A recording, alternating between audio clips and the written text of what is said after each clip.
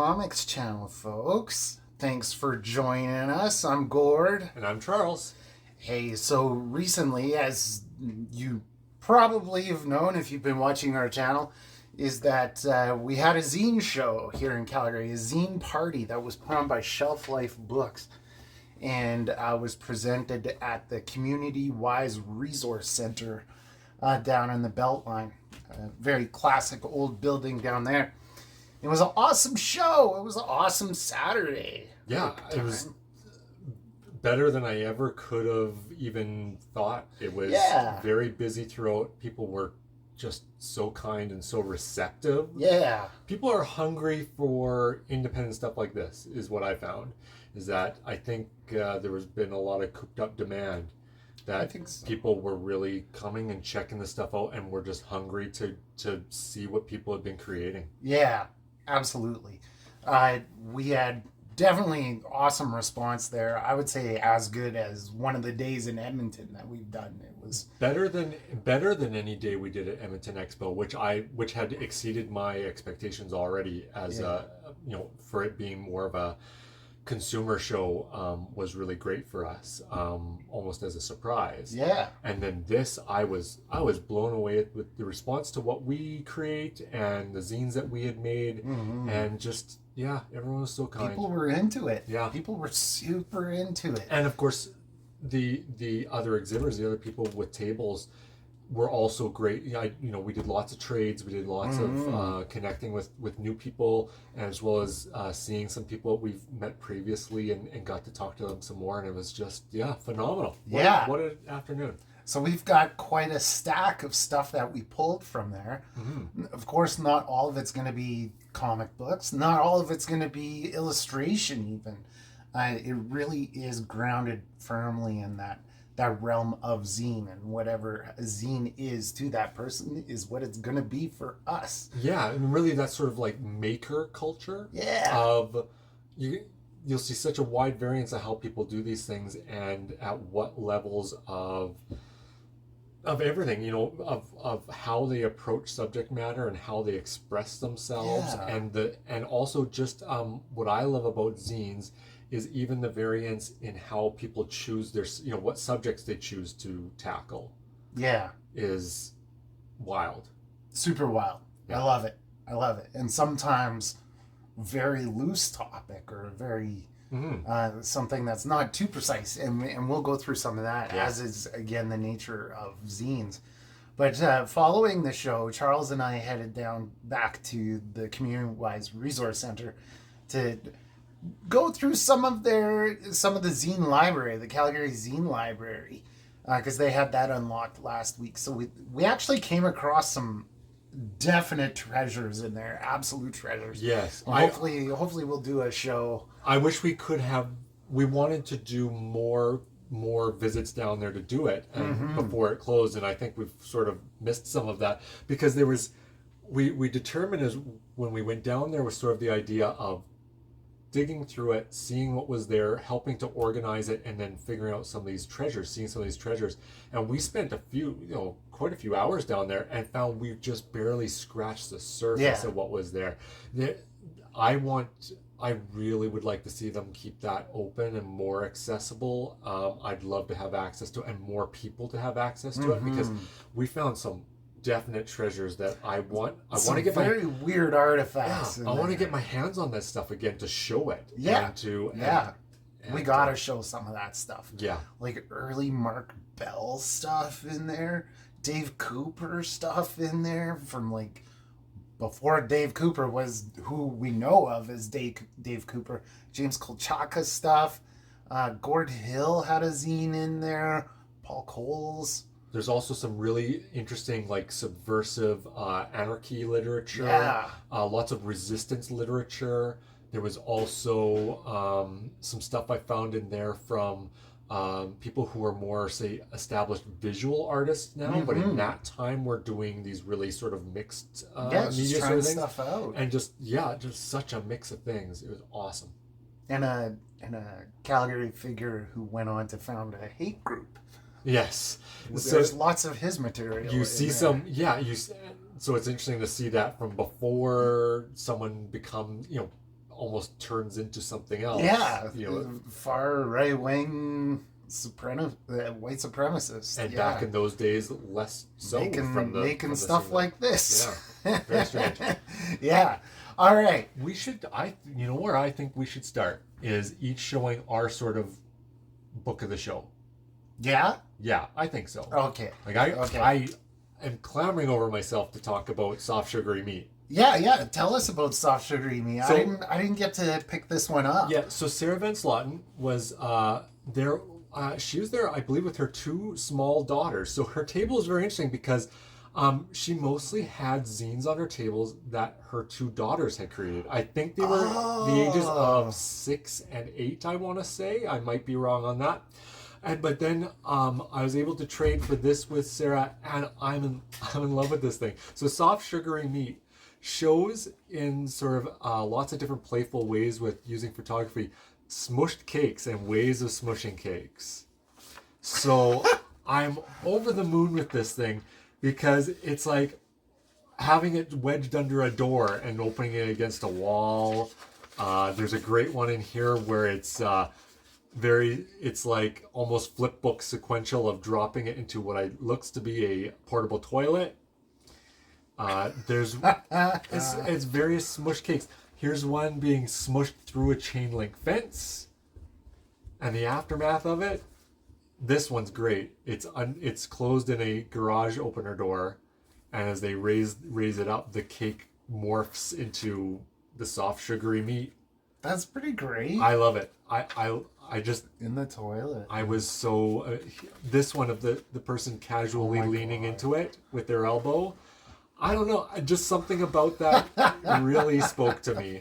And Sarah, you did such a good job on this. It's done so well, and the photography itself is done really well. So soft sugar. I wouldn't have guessed that that's what was going on here, but that's pretty great. Yeah, I didn't know what to This expect. shot's awesome. And I had no idea what to expect, and when I opened it up, I was just over the moon with this thing. It's awesome. Yeah. Poor quality. I would say that this is a fairly decent quality Yes, zine. that's the name of the sort of imprint that they use, I think. Yeah, it's just all so good. Yeah, here's this slab cake in what appears to be like a derelict building's grimy utility sink. Wash basin. Yeah, awesome. It's just so cool. And like this is the kind of subversive stuff that I want to see. Like it's just like who like would have weird expected? Yeah. But then handled with absolute precision and handled with absolute like professionalism. Okay, so looking at this, she's got a sequential sequence here, right? Like this is totally an action scene. So my question to you is this a comic? I don't know. Well, I mean, then you come down to what is a comic? You know? So I've always been told that a comic is images where it's a sequence of images and then the most recent image has something to do with the image before it. Yeah. So always in that sequential. Yeah, I mean, like this might be a Fumetti comic. This is almost it's almost like grabbing a compilation where you have a series. So you've got a series of basically of panels. Like you've got a 12 panel comic here. In some they're one shots, and in some they are, this one here here's your 24. Yeah.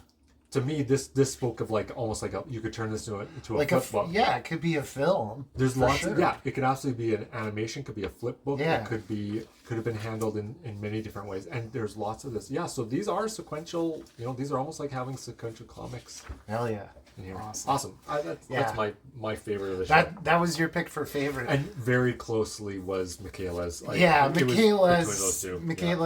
So Michaela Cacho.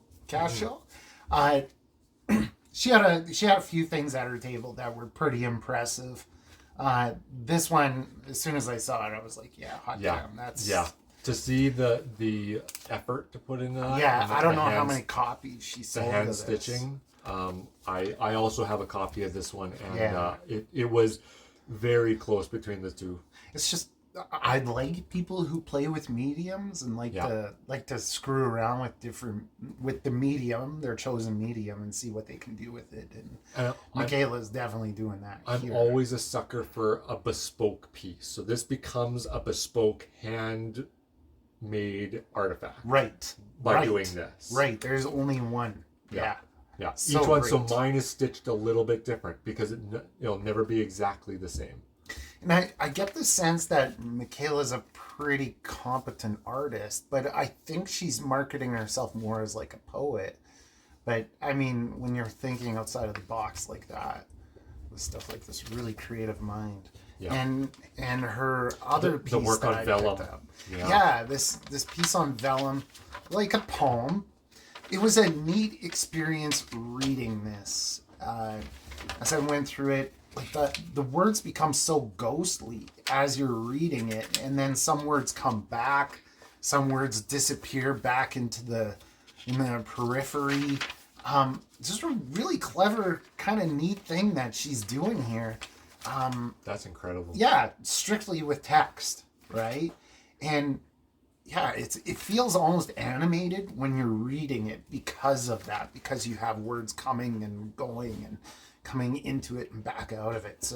So kudos to you again, Michaela, for playing with this zine format and thinking, okay, what's something a little bit different that we could do? I'm a sucker for the so-called gimmicks of the 90s, and this harkens back. Both of Michaela's offerings harken back to that for me. Mm-hmm. Yeah, elevating it with something different, something outside the norms. Yeah, what can we do with what we've got? Yeah.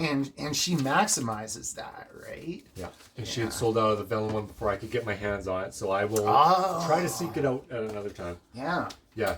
And Michaela, you're doing great work.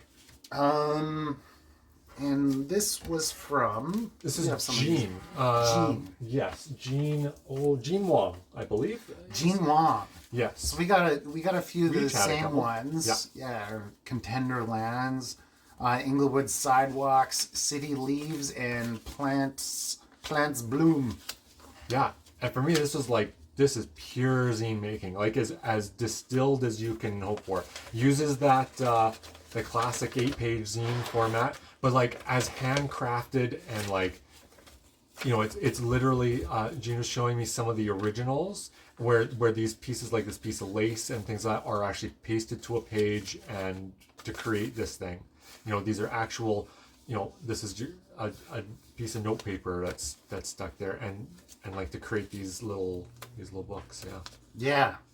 Very cool. From very mixed media. Very punk rock. Yeah. But loving the I don't know, collages. It's not another intimidating medium. It's not easy. It's such a hard thing to pull it off. Yeah. To pull off mixed media and collage in a way that that kind of creates a mood, and I get a mood, and you can see some similarities in how they've created stuff, and so there's visual motifs. You know, you got a piece of, basically it's like wallpaper and lace. I like that. Yeah, very cool work. Very cool work. Stuff like this. And like, yeah. And that's, to me, this is pure zine. When I think of a zine, this is the kind of stuff I think about. Yeah, real simple. Just like, here it is. Here's my art. Mm-hmm. What else do we have? I could talk about Jillian Fleck's offerings. I know you picked up some of her stuff. Yes, too. I pulled it aside because you had all the stuff that I had picked up. So Jillian is, I keep telling Jillian, you are amazing, and you also make me very angry because how amazing you are. Everything her stuff's so good. Oh my gosh, it blows me away every time. And Jillian is a great follow on Instagram because Jillian also in does this very pictorial stuff, but also creates their own inks that they sell. Yeah. And the way that she works that into something, like she'll eyedropper it onto a page heavy and thick. The rooster. And let it and then let it dry and then work back into it with pen and ink. Yeah. The work that Jillian's doing of both ways, the very pictorial stuff, the very comic book sort of stuff, and the ink drawing and the ink creation blows me away. Yeah, I haven't dove into her ash cans here. The Double Digest is awesome. Yeah? It's a cannibal story. Teen, Teen everybody's cannibals. favorite teen cannibal comic. Yeah. So it's a teen duo who keep seeking out their next victim in their high school. Oh, fantastic! Yeah, in the fantastic. one they and there's twists and turns. So the person they end up eating is sometimes a surprise because they're hunting one person and then another opportunity presents itself at a late night bush party. So I had a lot of fun. I only have two of these, but they were very funny. And it's got this horse cop who is trying to Officer Periwinkle. Yeah, to trying to keep order in town, and it's. So yes, there's lots of twists and turns. Nice. So that's the stuff that you don't expect. Nice. And is she a character in it, or is this strictly? I don't know if they she's like see themselves. herself, I can't say for sure. I can't be sure. Okay. Maybe. And then she had one other. This Gold Brick, which is self-indulgent autobiocomic per zine. By Gillian Fleck. Yeah, I haven't gone through this one yet either. Yeah, I've only looked at part of this one, but it's a very very personal work. Yeah. I did read Lake Jehovah. It's pretty awesome. It's pretty great. It came out in 2016, so it's a breakup comic. Like it's a common thing in. I think Canadian lit or any kind of lit these days is comics about breakups and your first breakup. And in this one, we've got somebody who is trans, who is kind of contending with that and their gender identity while going through this breakup. And it's definitely got some magic realism going on in here as the person who's mourning is, having some internal experiences by way of Lake Jehovah. Yeah, so this was really good, Jillian. Really enjoyed it a lot. Thank you so much. Yeah, great work. It's got a good spot on my bookshelf. Anything you want to talk about in particular? I've got a smaller stack than yours. Sure. Yeah, let me talk about this. I missed this. I might be attributing this sticker. I believe this came from Ariel's. This is Ariel McQuaig, who goes by God's Chosen Puppet on Instagram. Really cool stuff. Also does delving into Ariel's stuff. Found that they also do music. So these really cool, almost like alternative noise, punk ambient. Neat. Like hard to pin down in a genre, which I find super cool. I love that kind of stuff. I like noise. It's the kind of stuff as a musician, I've never been able to pull it off. So when I see people doing it, it's great. So yeah, this Media Meteor is just very cool. It's got like the style is very good. Almost to me, it's very much like that, almost like sketches on a notebook at school, like. Got that kind of idea, like that's the style I get. Yeah, but like really absolutely. Some horror elements, and really cool stuff. I was very happy. Yeah, this is such a great drawing right here. Love it. Yeah, and then going collage style as well. And like even look at the sort of horror element of this, like the shadow, the long shadow from this headless figure. Hot damn. So cool. Yeah. With the doll's head. Very cool horror comic. Neato horror comic. Very cool stuff. And I believe this was one of Ariel's, but I could be Every wrong. interruption counts. I apologize if I'm wrong on this one, but I'm pretty sure this came from the same table when I was running over and doing some trades because I was the style is. Yeah. I was desperate to get my hands on this. So yeah. Awesome. Very cool stuff. And we both got some stuff from Nicole Haywood. Yes. As well. Yes. And these both do kind of very different things. These two books. So Nicole's really interesting because they do art-based therapy for particularly looking at trauma. So Nicole Haywood with her Reshapelings, this really awesome stuff. An image that comes up in this book. Yes. Yeah, right there. So This book is very illustrative based. Oh, and this one's not so very much. different. So this one here, it actually has a bit of like concrete poetry, with like moving thing, and also it's all you can. So the way I see that this was likely made is either on either scanner or like a Xerox machine, and manipulating it as the scanner's going over it. I did similar stuff to like this back when I was in college. One of my favorite things I ever did in college was we basically had time to be able to muck around and have full reign with our Xerox machines in the college, and create things. And we were doing stuff like this as well. Like people were taking things and overlaying them or expanding and reducing them in size to distress them, as well as stuff like this where we were, getting it as it scans across the page and you move it on there, you can create this motion. And I think that's what Nicole was doing. And if so, like, it's such an awesome way of doing it. I don't know if I think that's how it was done and not digitally afterwards, but I could be wrong. But if it is, that's the way it speaks to me that this is actually done by hand. Oh yeah, when you see the pull on this R, tells I can't me imagine that this was likely done very manually, and I love that hands-on kind of idea. Yeah, especially here. It's awesome. Yeah, it's like album art, like from an awesome metal band or industrial band. Like this is early like Skinny Puppy and like Ministry stuff. Absolutely, yeah. It's awesome stuff. Yeah, and this one being some very vibrant images that she's drawn. Similar thing, the waves.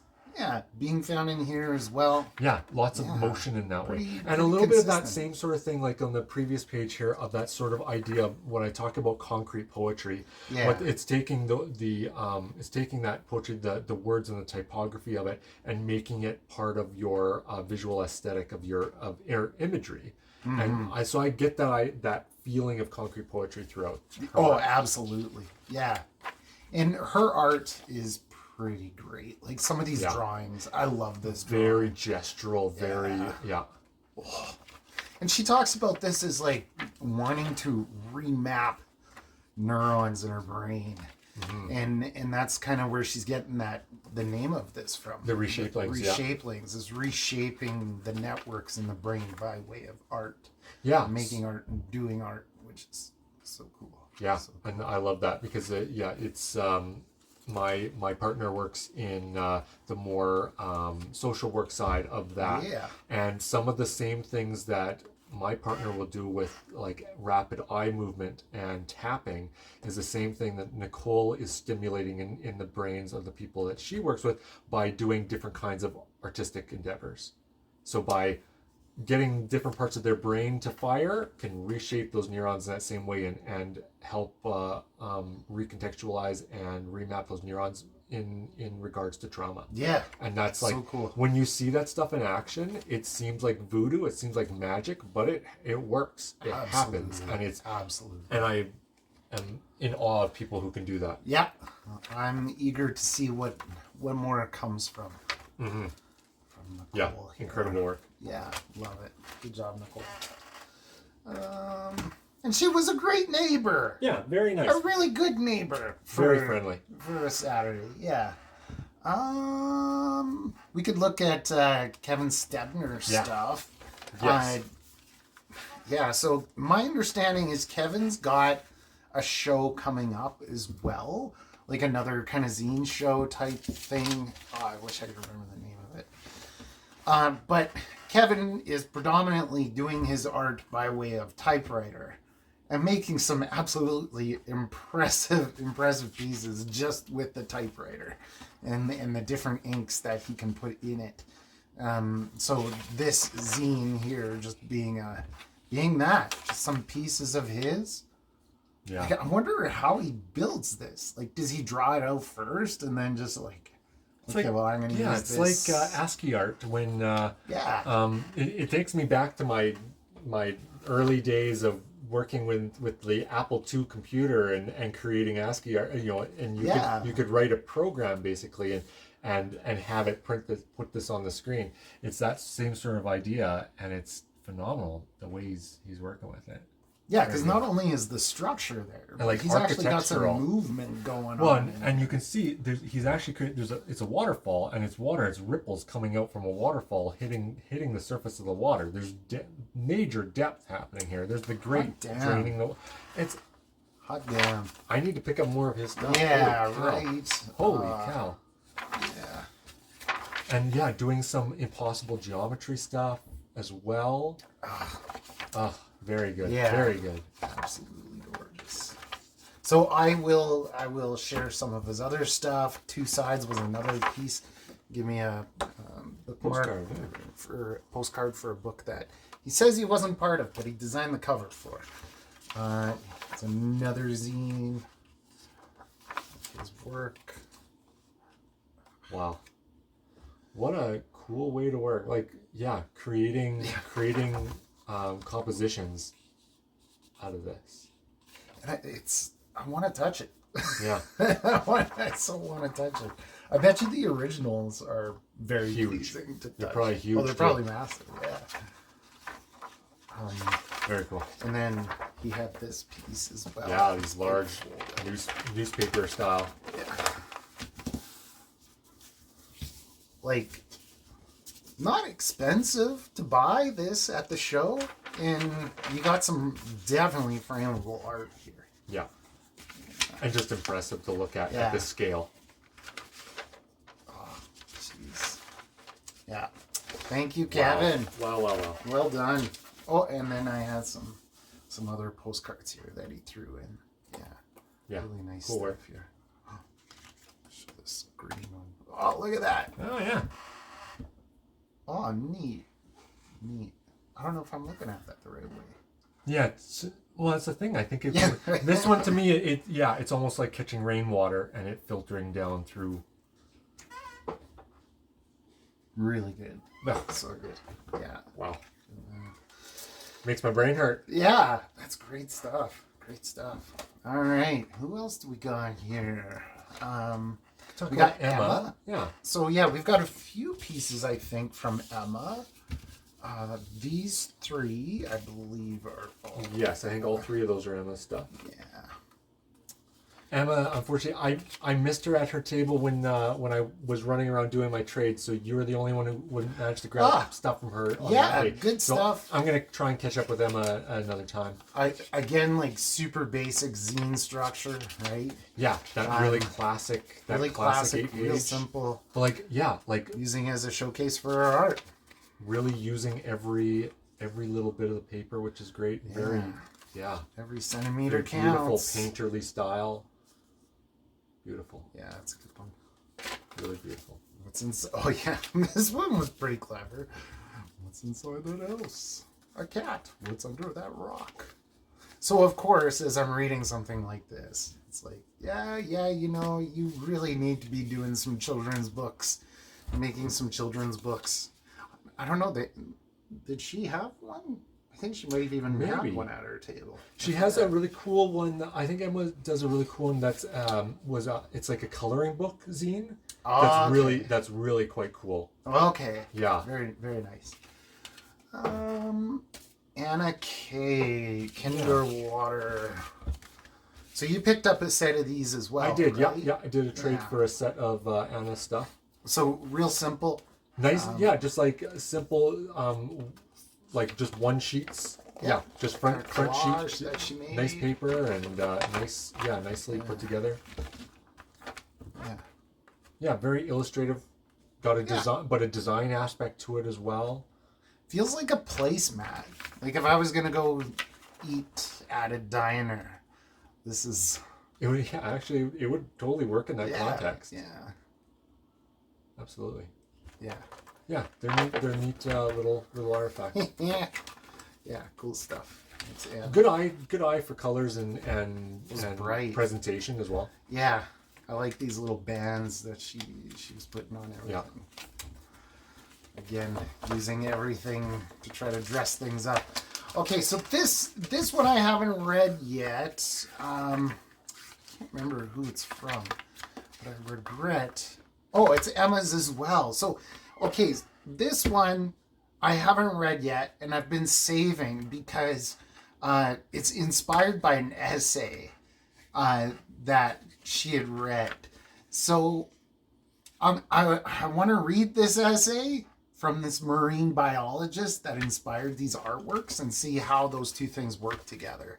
Yeah, give you that context. Yeah, I'm always curious about that when people try to make a companion piece to something and how that plays out. Like, I think a lot of artists do it for music, but I think doing it with an essay would be a neat experience. Mm-hmm. So I look forward to having that experience here soon, hopefully. But the art in here is, of course, beautiful. It's gorgeous work. So, and the size, I just like that format. Yeah, nice square. Yeah. I'll bring up this one, androgyny. So a zine about non-binary identities. Got this from Mouse Brown, and this is just a really nice, showing once again like the interesting topics you can be going with your zines. This is almost like a it's almost a how-to for those who want to be allies for those in the non-binary community, and just like here's what it means, and here's and almost like a nice way, like here's a good way to handle things like name, gender identity, how you should converse, and you'll try and check your own way that you interact with people. Right. And it's just a great. I thought it was a really really beautiful little piece here, and I like that. I kept seeing this at the show actually.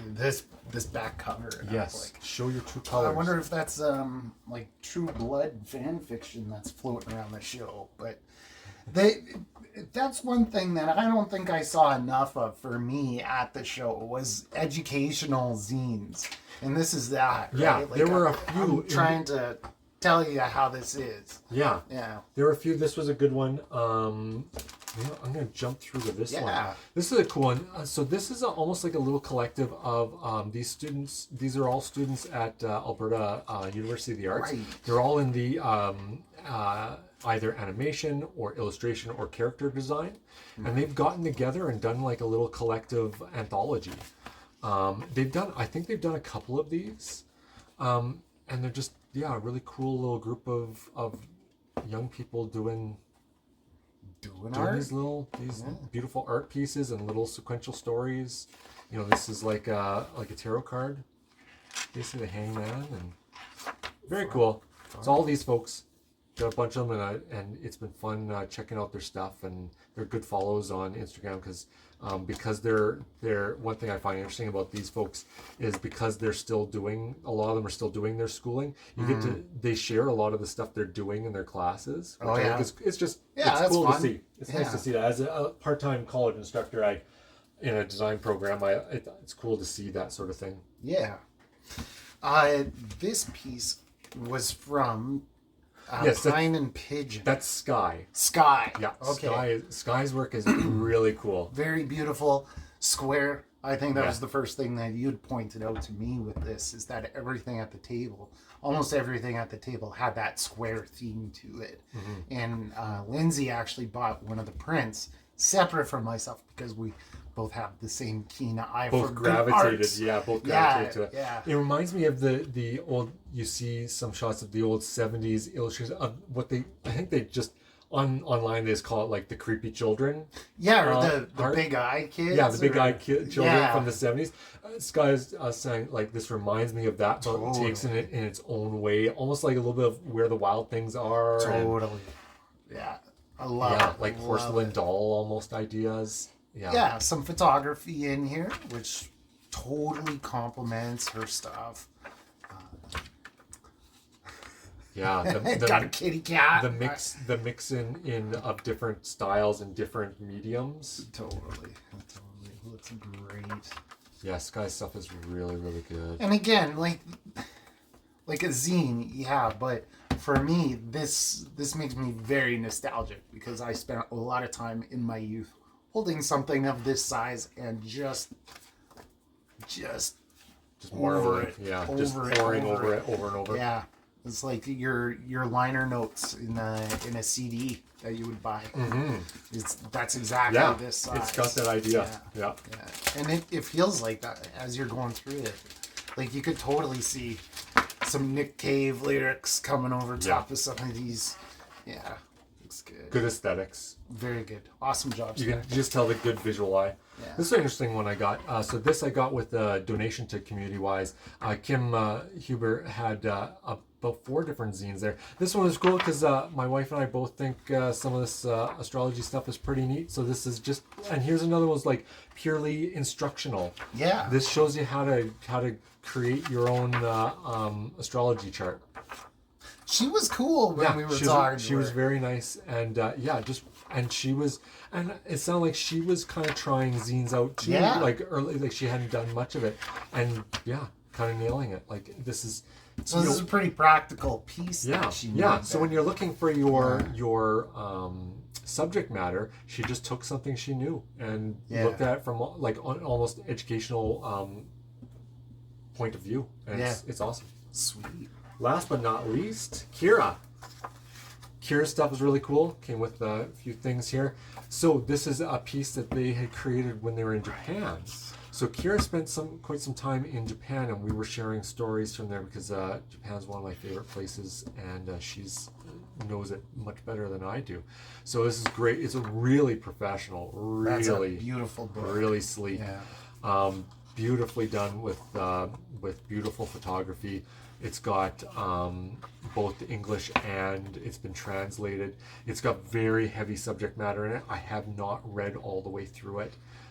It's heavy stuff, but it's put together masterfully, and every piece in here has like a very good eye in very different ways. Like you're looking at architecture and perspective, then you're looking at abstract and texture, and every single way it's done. Like that's a composition right there.